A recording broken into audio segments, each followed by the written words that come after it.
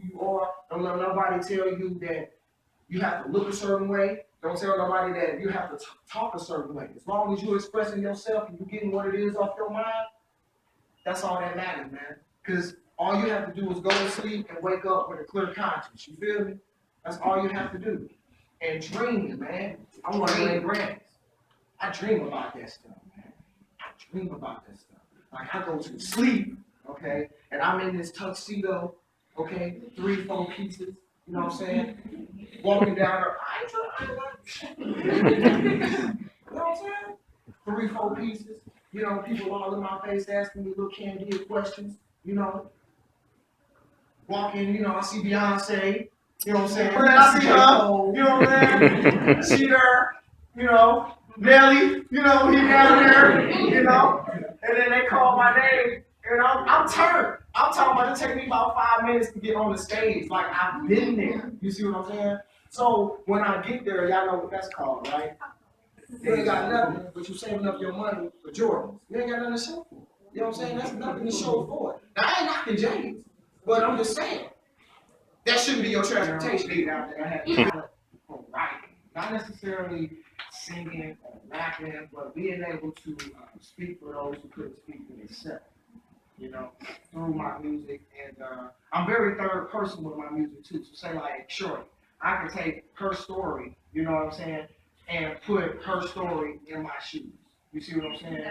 And then when she heard it, she would be like, he got that from me. You see what I'm saying? So that's when I decided to take it seriously. I was saying about when I joined high school, that's when I began putting the craft together. I began, you know, like I said, doing reading classes, writing classes, poetry classes, even stage classes, stage movement classes. Or we had to learn what downstage right was, what upstage left was, what center stage was. When they would put X's and barriers and stuff like that, tape on the stage, you know where you at on the stage, where the lighting and stuff is. So that was one thing that I did too. When I got signed, actually, I used to sing in the hallways all the time. I used to cut class. Don't do that. I used to cut class, and I used to sing in the hallway all the time because, like, that was my studio. You know what I'm saying? I heard myself. It was echoing. You know, for real. And you know, you would walk past, you know, and the girls, they know that was you. You know, because don't nobody else do that.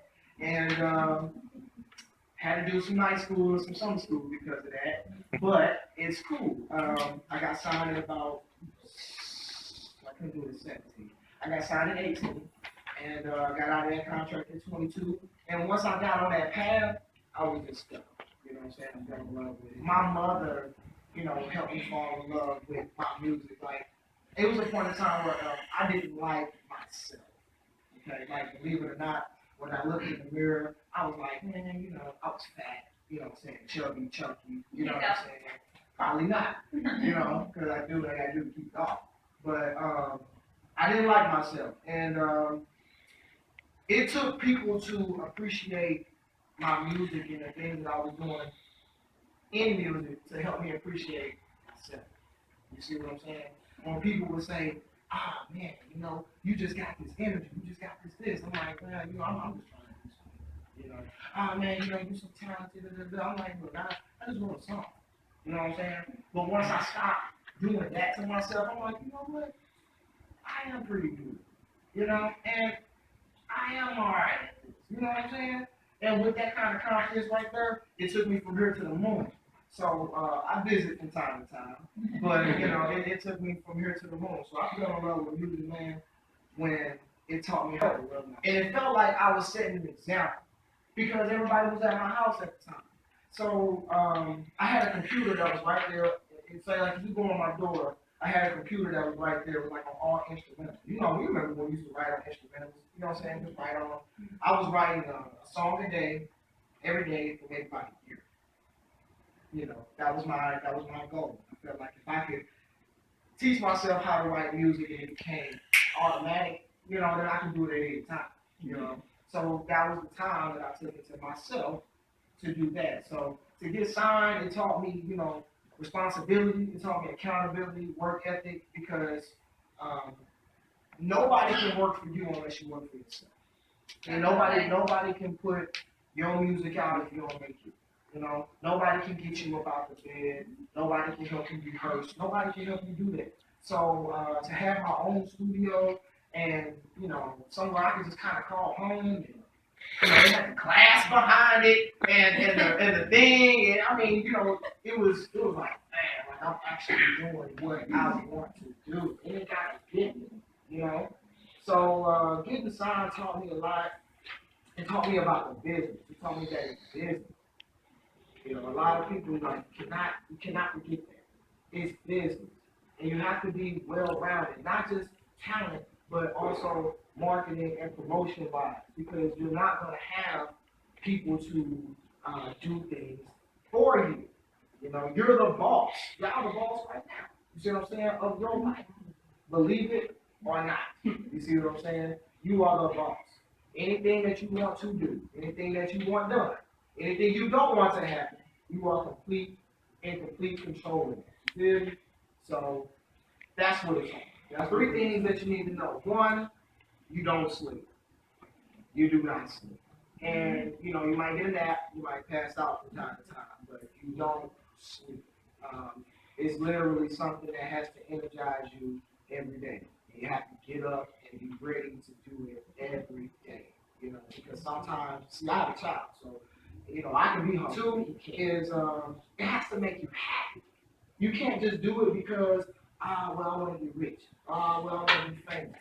I want to be heard. You have to do it because it makes you happy. It's,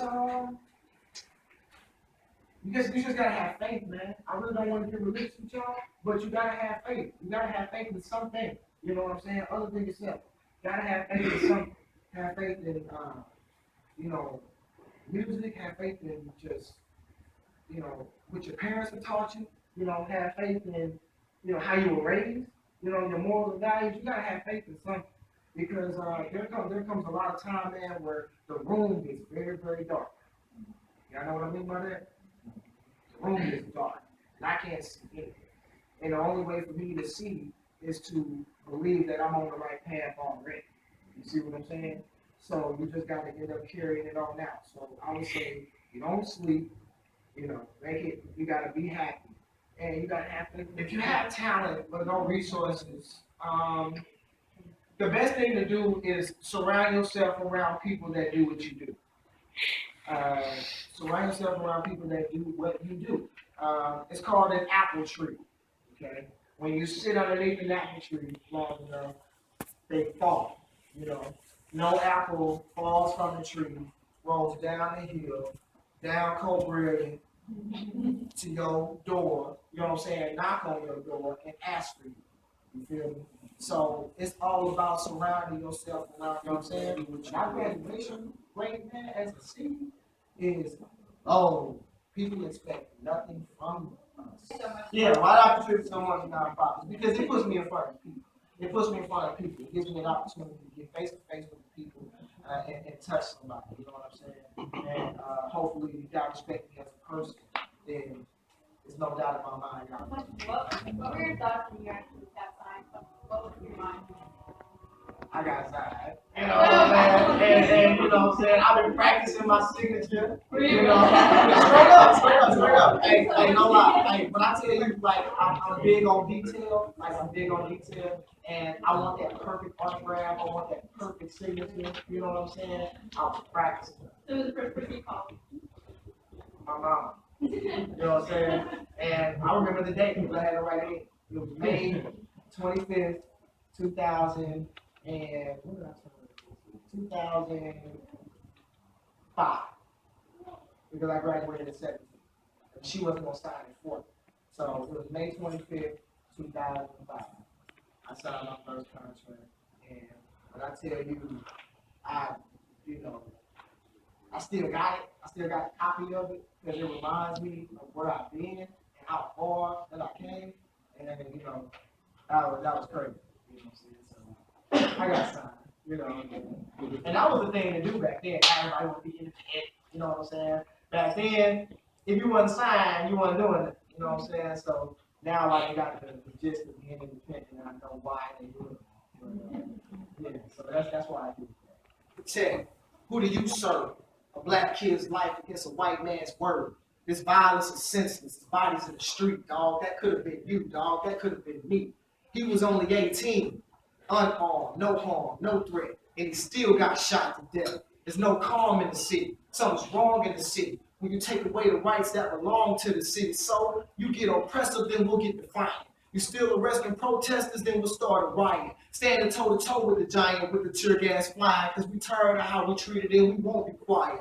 Look how long we've been divided by a race or color. Open up your eyes and just see each other. Right hand to God, I swear to tell the whole truth. And left hand to say his hands up, don't shoot.